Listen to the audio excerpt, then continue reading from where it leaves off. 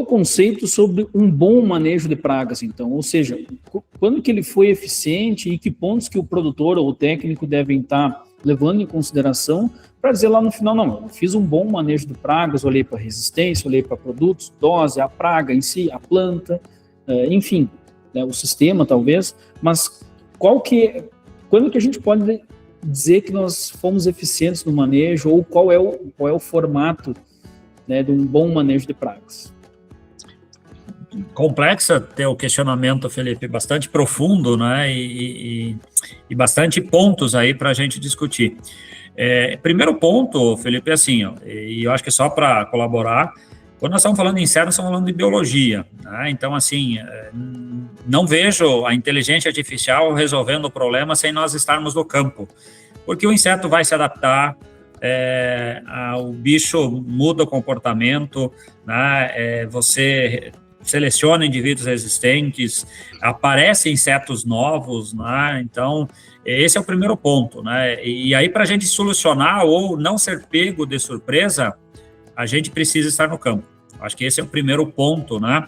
É a presença constante no campo. E aí cai por terra a questão de receita, né? Antes de propriamente você cultivar a área, né?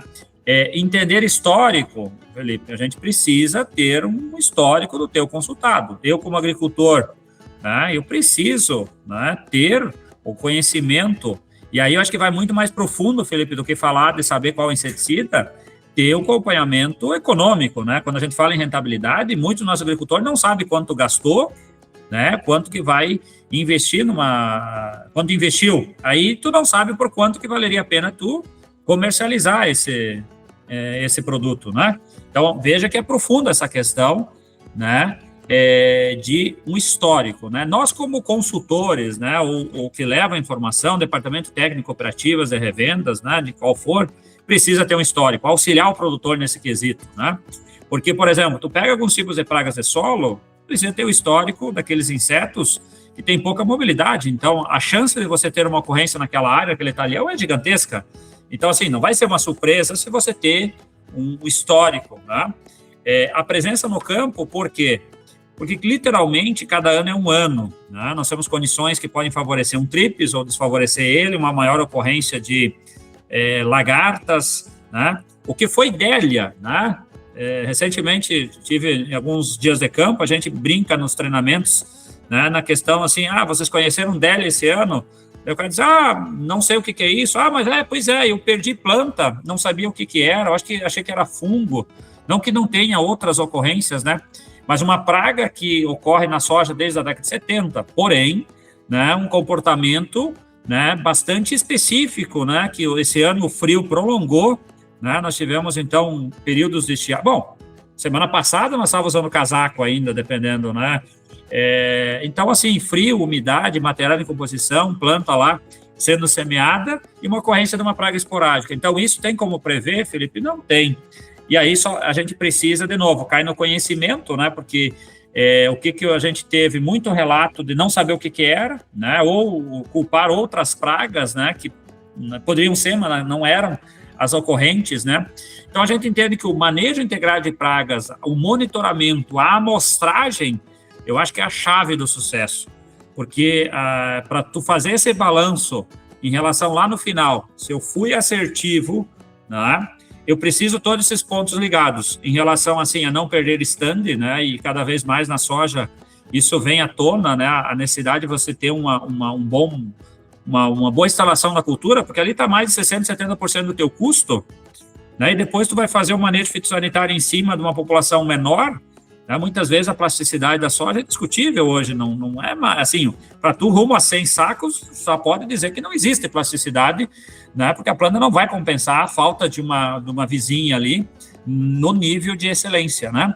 Porque quanto mais nós queremos produzir, Felipe, menos nós podemos, né, errar, né? E aí esses são pontos-chave, né, e trazendo para a nossa alçada conhecer os insetos. E aí, obviamente, tem que monitorar para saber quais são, tem que fazer o manejo, né, assertivo no momento certo, com o produto certo, né? E aí, tendo essas informações, no final eu vou ver, bom, colhi tanto, né, tive um custo, um investimento tanto, aí eu acho que entra a rentabilidade nessa linha, mas está onde?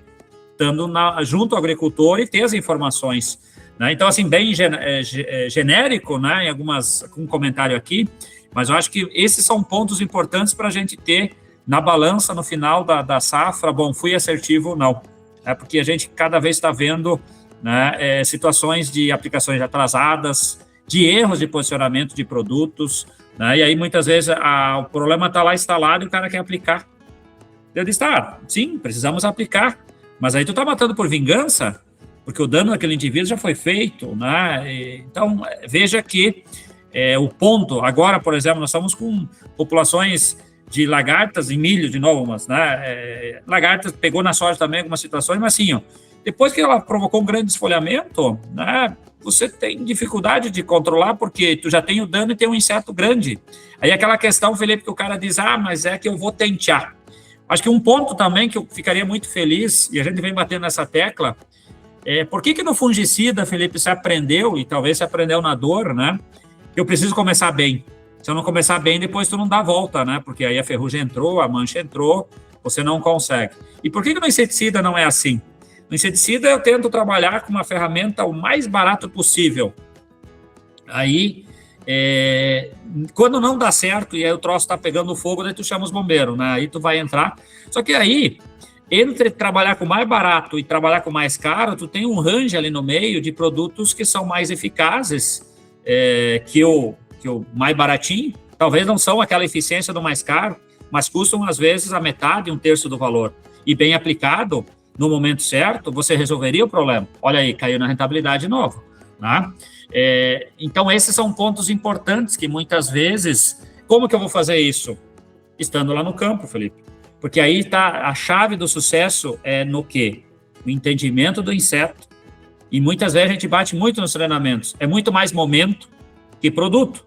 Porque às vezes não é o produto culpado. Se você posicionou errado, óbvio que ele não vai funcionar, né? E aí sobra. E aí muitas vezes aí cai na outra discussão.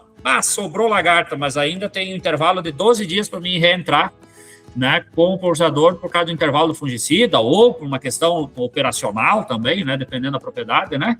E aí você está perdendo a produtividade, né, infelizmente. E no final isso está fazendo a diferença, porque as nossas margens estão cada vez menores.